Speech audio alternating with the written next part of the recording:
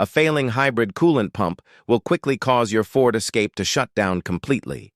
This small electric pump is responsible for keeping the high-voltage battery system cool. When it stops working, the system overheats and triggers an immediate safety shutdown. You will find this pump mounted securely on the passenger side just behind the lower radiator support. Getting to it is fairly straightforward once you raise the front of the vehicle. Make sure the engine is completely cold before starting this repair process. Start by locating the small drain valve at the bottom of the cooling system. Place a clean drain pan directly underneath and carefully open the valve. Let the yellow specialty hybrid coolant drain out entirely so you avoid making a large mess later.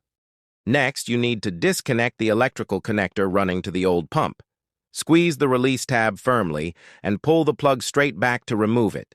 Inspect the wiring harness for any signs of melting or serious corrosion that needs addressing. Now use a pair of hose clamp pliers to squeeze and slide back the metal clamps on both rubber hoses. Gently twist the hoses back and forth to break them loose from the plastic pump fittings. Remove the mounting bolts and extract the pump. Install the new pump in the exact same orientation and secure the mounting bolts. Reattach both rubber hoses and slide the metal clamps firmly back into their original positions. Finally, refill the system with the correct hybrid coolant and bleed the air out.